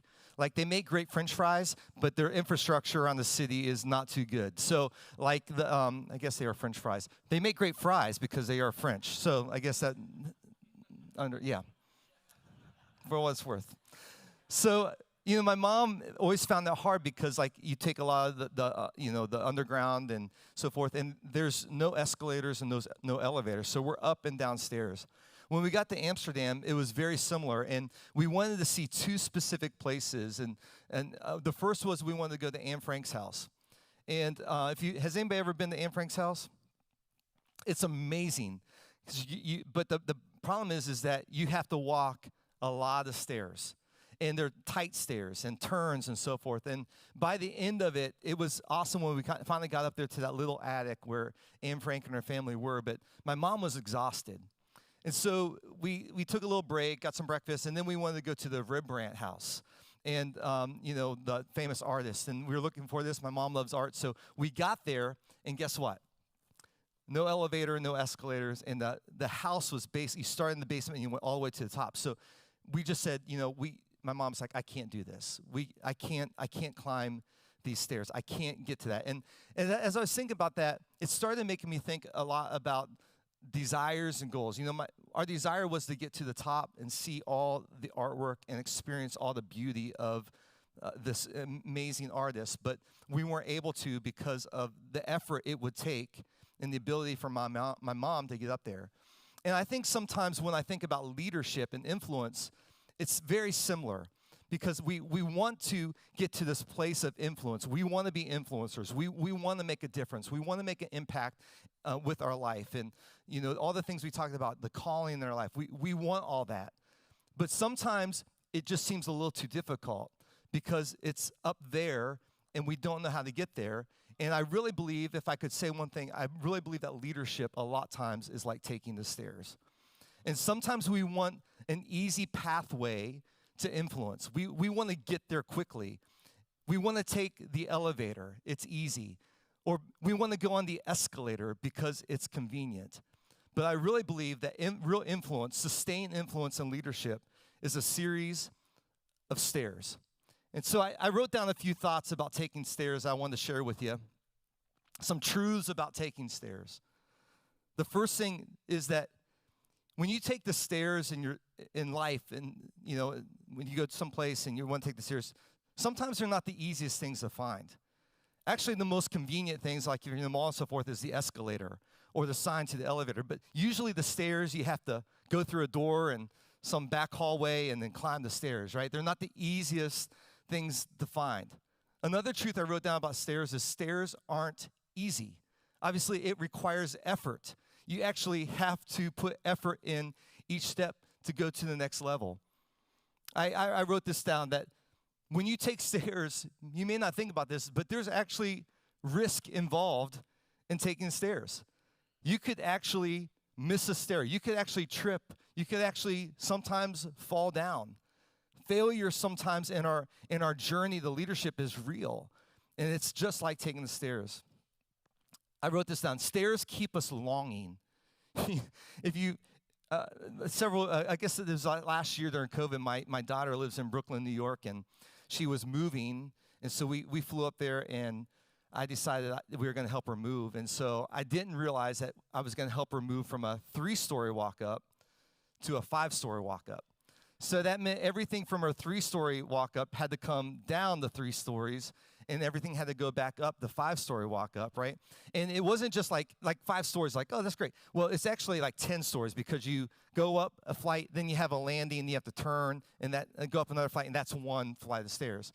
And so every time we were carrying something up the stairs, there was a longing, like I needed to get to that next landing to get some rest, to get up to that plateau. And when we're climbing stairs in our influence, or we're growing in our leadership, there's a longing that is part of that. I love this about climbing stairs in our leadership and our influence, that stairs build resilience. And here's the thing that about the difference between stairs, escalators, and elevators. Elevators, you get on, you push a button, you don't have to do anything, right? It's easy. Escalators, you kind of get on and go for the ride. But stairs build strength. And as leaders, if we're going to leverage our leadership, if we're going to grow in our leadership, it's going to require resilience. People who have long-standing influence and who are world changers aren't soft. They're resilient. There are hard times that come in leadership, and it's only by the daily hard steps that we take in life that it builds resilience in us to actually build our influence. I wrote this down. The small steps we take add up, and in turn, we can be entrusted with even more. That resilience, that proving each step of the way that we can build it out. And this is the last thing I wrote down about stairs. Stairs help us appreciate the journey. Stairs help us appreciate the journey. I think sometimes when you look at just people who have made it to, the top of their career or top of their field, and maybe they haven't had as much, trial or journey in their life. They can sometimes get there and just think everything's going to be easy. But when we are actually working hard and putting in the steps and moving forward, when we get to that place that God allows us to have a bit of influence, maybe more influence than we've had before, we appreciate all the work it's taken to get there. On a different trip, I was in Paris, and because we didn't go because my mom couldn't climb the steps to the Arc de Triomphe, I did this next time, and I wanted to go up, and it was hard. It was like 330 steps, which doesn't seem like a lot. I mean, I'm not as fit as Phil, but 330 steps in the middle of the summer is pretty high, and so you get up 280 steps, and you think you've reached the top. But what you come into is like a little foyer where they have some artwork and so forth. And there's a sign that has a stairwell to the very top where you can go to the very top of the Arc de Triomphe. And it's another 46, 50 steps. And that's the hardest because it's like you think you've arrived, but to go to that next level takes a little bit more effort. And I remember climbing up there and standing on top of the Arc de Triomphe and looking across the city of Paris and being able to see how the architect laid out the streets and how it all circled around, and being overwhelmed by just the magnitude of the view from when just taking those last 50 steps. So I say all this to say, okay, listen, what's it? Stairs. So what are the steps? The point is this. If you're going to leverage your influence, it's going to take work. And if you look for the easy way, you look for the elevator, you're going to miss the journey, and the escalator is just going to be convenient. So I want to give you two principles that kind of tie into this. The first principle is called the paradox principle of sacrifice. The paradox principle of sacrifice. And basically, this is what it says. It says easy short-term choices lead to difficult long-term consequences. Meanwhile, difficult short-term choices lead to easy long-term consequences. There's a teacher on leadership. His name's Les Brown. He said it this way. He said, do what is easy in your life will be hard. Do what is hard in your life will become easy. See, sometimes we want the easy path, but the end of it actually leads to harder consequences. It's easy now, difficult later, or we do the difficult now, and it's easy later. When we choose to take hard steps, to do the daily disciplines, that take one step at a time, to climb the stairs, to not look for the easy way in our leadership, we actually put ourselves in a position, we leverage ourselves in a position that our leadership will exponentially grow. Our influence will exponentially grow. Another principle I love is this idea of the pain principle. One of my mentors, a guy named Jim Rohn, says he taught this, that there are two pains associated with any pursuit, and especially in the area of influence and leadership. He said there's either the pain of discipline or the pain of regret. His actual quote is this: an ounce of discipline weighs far less than a ton of regret. And sometimes we try so hard to get to a place, and we don't position ourselves along the way, the disciplines along the way to actually put ourselves there. And we end up down the road and we're like, man, I missed out on all that God had for me, all this opportunity, because I wasn't willing to take the stairs. I wasn't willing to do the hard things. So I told you I was going to talk to you about cows and buffaloes. Here we go. So cows and buffaloes. When cows are in the field grazing, first of all, how many people think they're cows? How many people want to be buffaloes? You don't know. How many people have no clue? Okay, good. So I'm going to tell you. So when cows are in the field grazing and there's a storm approaching, Cows are interesting because what they'll do is they'll continue grazing in the field, and they'll allow the storm to approach them, and then they'll try to outrun the storm. And usually, they're running with the storm, and they'll get drenched the whole way along the way. Buffaloes, on the other hand, are different. Buffaloes see the storm approaching, and instead of running from the storm, they actually face the storm and run right into the storm. And they run through the storm. And as they run through the storm, they're actually get wet. They get drenched a little bit less. And I think sometimes leaders, if we're not careful as leaders, we can become more like cattle. We can see the hard things approaching and try to avoid those things and stay away from them.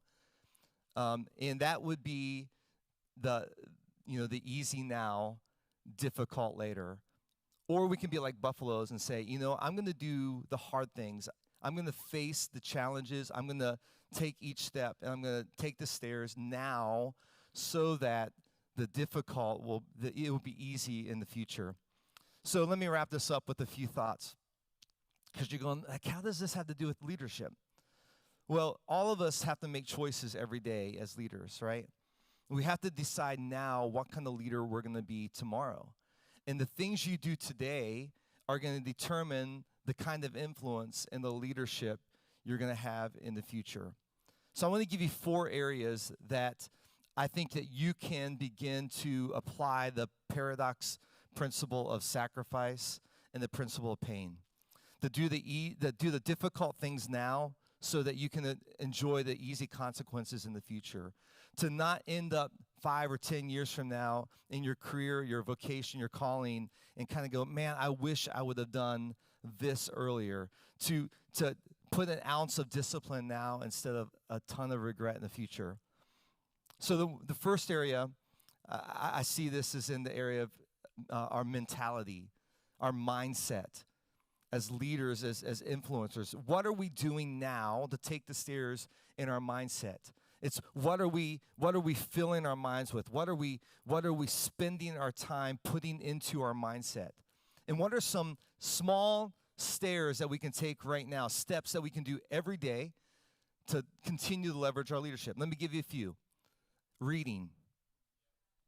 I know it sounds old-fashioned, like reading, really? Like that's all this time you're going to say a stair is reading? Yeah.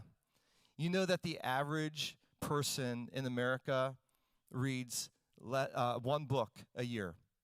1 book from cover to cover. So if you're going to leverage your leadership, what if you began to just be above normal and start taking some stairs? Do what 95% of the population won't do. What 5% the people who are really leveraging their leadership do? What if you were just to read a book a month? That would put you way above anybody else in your area. If you found in your passion area, the things you love doing, the things you're called to do, and you just started filling your mind with some experts in that area, one book a month, you're going to leverage your leadership. You're going to take the stairs. You're going to do the difficult things now so that down the road, the consequences are going to be easy. What about taking classes? Now, I'm not talking about SEU. I love SEU, and leadership college would be a great thing if you're out of college. But what about just some classes in the areas that you are good at, and not just resting on what you already know, but stretching yourself and pushing yourself. Taking some stairs that are gonna build resilience and challenge you in the areas of growth. I wrote this down. What about leveraging your skill set? One of the guys here that works at Christ Fellowship during COVID, he was working in one role here at the church, and the whole time during COVID, he began to level up his skill set. He began to study some areas that he saw a need, and he began to develop those areas intentionally on his own. Nobody asked him to do it. And that ability of doing some difficult things in the midst of that put him in a position that he got promoted to a pretty high level position in the organization, all because he took some stairs when everybody else was maybe kind of pulling back and kind of waiting to see how COVID was going to play out.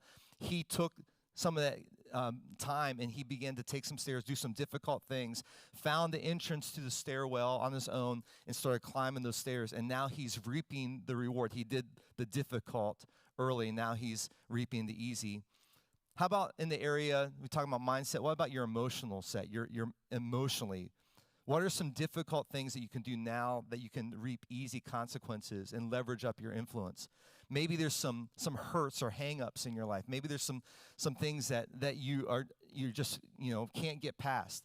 Well, what if you did the difficult now? What if, like the buffalo, you turned and faced into the emotional trauma or the hardships or the hang-ups, and you tackled them now. You did the difficult now. You took some stairs so that you could reap the easy later. Maybe it's in the area of emotional intelligence. Maybe there's some areas that you just keep getting hung up. I know for me, many years ago, I found that empathy, the emotional skill of empathy, I didn't leverage at all, and I was able to begin to face forward towards that thing and begin to attack it, take some stairs, do some difficult things to position me to leverage my influence to where I am today. Okay, let's talk about the third area, physically. I know everybody, you guys all physically shaped and so forth, but it gets harder as you get older. I will tell you that much right now. But what if you start doing like difficult things now so that when you're 70, you are in the best shape of your life? I was at a party the other night. We were talking about Tom Brady. He's 44 years old, right? Still one of the best quarterbacks in the NFL. Why? Because every day he takes stairs. Every day he turns and faces the hard things and runs to them, so that he's now still an influencer and still leveraging his leadership in a way that most 44-year-olds aren't doing in the NFL. Actually, there's very few 44. He might be the only one, right? Because he's taking the stairs every day. He's doing the hard things so he can reap the consequences of that. So a few things you can do, some hard things. Exercise. Setting some standards right now in the way you eat. What if every day you're not going to do, you're just going to take stairs and eat the right thing? It's difficult. I know with crumble cookie, and I heard that there's a crumble cookie coming right here on North Lake Boulevard, and that's going to be really hard for me. But do the difficult things, right? Sleep. Just the fact of as young adults, if you would just sleep better. And by sleep better, I mean go to bed at a good time. If you got up at a decent time, I'm part of the 5 a.m. club, so that means every day I get up at 5 a.m. And between 5 a.m. and 9 a.m., I'm probably I'm taking more stairs than you probably will the rest of your day. But what if you did that? What if you did some hard things? That's the decision I made, to do stairs, to get up early, get some reading in, get some exercise in, plan your day, do the things that other people aren't doing, then you begin to leverage your influence. And then I'll say the fourth thing is this. Spiritually, it's the most important thing. If you really want to have kingdom influence, if you really want to make a difference in your world, the real difference becomes when you're salt and light. When people see your good works and want to know the hope that you have inside of you. And the way you cultivate that is not just by coming to church on Sundays and Thursdays. It's what you do daily. Daily taking the stairs, getting up early, spending time in the Word of God, spending time praying, getting around spiritual giants and learning from them and being mentored, dealing with maybe those besetting sins or areas in your life that are weak and finding some strength in those things. Here's the deal. We can choose to be cows or we can be buffaloes. We can choose to, do the easy things now and then, down the road wonder why our leadership and our influence isn't where we want it to be. Our career, our pathway, the finances that we're making aren't what we want it to be because we didn't do the hard things early. We can choose to take the elevator that's easy, get on, and hope it takes us to the top. Usually it doesn't. We can take the escalator and hopefully just go for a ride and figure out, make it easy. Or we can do the difficult things now and every day take the stairs. Make it your mentality that I'm going to do the hard things. I'm going to put effort. I'm going to look for the stairway. I'm going to find the doorway to it. I'm going to build resilience so when hard times come or when difficult choices come, I'm not soft. I'm resilient. I'm strong. I'm able to stand and move forward and leverage my influence. So my challenge for you, any place you go, maybe today you're going to go to your apartment and you have the option of taking the elevator to your floor if you're not on the first floor, or take the stairs. Maybe you're going to go to the mall. Maybe you're at a restaurant, whatever, that has stairs. Every time you walk someplace and you see the opportunity to take the stairs, take the escalator, or take the elevator, remember, if you want to leverage your influence, do the difficult things now so you can reap the easy things later, and always take the stairs, okay? Amazing, amazing. Pastor James, thanks so much. We have a few minutes left in this session, so we really just wanted to have some Q&A time. I wrote down a few questions, and one thing we'd love to ask particularly, you're speaking out of longevity here in leadership and self-leadership, and what would you say to someone in this room who maybe says, well, I'm not as far along in my journey, and maybe because you're talking about the first area was mentality. So what are some the mindsets that we have, that you see young adults have, that you can speak to that are maybe they're keeping us from moving forward? I think comparison is a big one. I think it's easy to see maybe where somebody else is and kind of go, they have more than me, they have better opportunities than me, and so forth. And I think so that's a mentality that can be difficult, is when we begin to compare ourselves where we are right now. I think in this culture, like when I was growing up, a little bit older than everybody here, we didn't see everybody's front stage, like Instagram and so forth, and Snapchat and TikTok. You see everybody's front stage, and you don't see the backstage. So we compare the backstage, the junk that we see in our own lives, to everybody else's front stage, their glam filter life. And so we have to understand that God has put us where we are, and we can't compare ourselves to other people. We have to be true to who we are and the journey that God has us on, and walking in that. That's so good. Another question is, what age were you when this kind of clicked for you?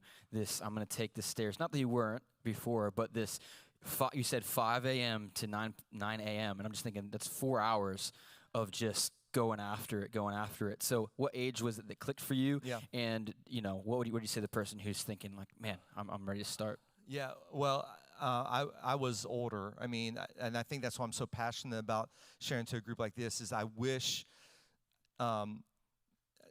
somebody would have been as direct with me about my ownership of my own leadership as I'm trying to be now with younger leaders. They probably were. I probably just didn't hear it. And so I think there's probably people in the room right now, I'm saying this, and you're like, oh, that's great. I was probably in that same place. I mean, I grew up here at Christ Fellowship. We've been here 25 years. And, I mean, John Maxwell, come on. I mean, he's the guru of leadership.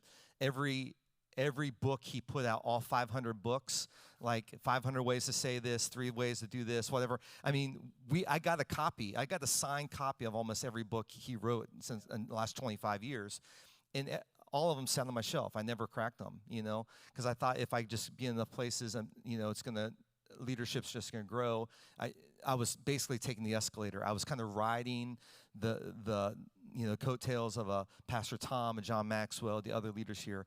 I think what really clicked for me was around, 37, 38, and I had a reality that the things I had been doing in leadership, I had moved from kind of individual contributor, like I was just one person kind of doing my thing, to kind of a management role, and really quickly had went from managing a couple of people to managing multiple departments. And I hadn't taken the stairs for the first 17 years of my leadership, and so I wasn't ready for the difficult. I had done the easy, and now I was reaping the difficult consequences of it because I hadn't done the hard work beforehand. So when I came to that realization, that was when I was like, nobody else is responsible for my leadership. Nobody else is going to climb the stairs for me. I had to do it myself. And so that's when I started, like, I'm just going to create some practices and disciplines to do that. That's when I started. I mean, it kind of grew. I started reading. I think you know my reading journey. I started with 10 pages a day and stopped reading books. I started reading pages. And then I was like, man, I need more time to do this. And I got to exercise. And so I didn't want to take away time from my family and my friends and career. So that's where I said, I got to get up earlier. So I get up at 5 a.m. And so every morning, 5 a.m., I get up, I do my quiet time. I read about 20 pages. I'll do about an hour's exercise, and I still spend time with my wife, okay? And before I even come into the office, the one thing I don't do is I don't check my email in the morning, and I don't allow somebody else's priorities to take the priority of my time in the morning. So. One more quick question, and then I would love for you actually to close us in prayer and just pray over everyone. You know, we talked about ambition, we talked about passion today. In your time of leadership, what's been maybe a red flag that you've seen in a young leader? They're full of passion, ambition, but you've seen something in their life that's a red flag. It's one of those escalator. It's one of those things that they needed to check. If you could speak to. Man, that's a great question. One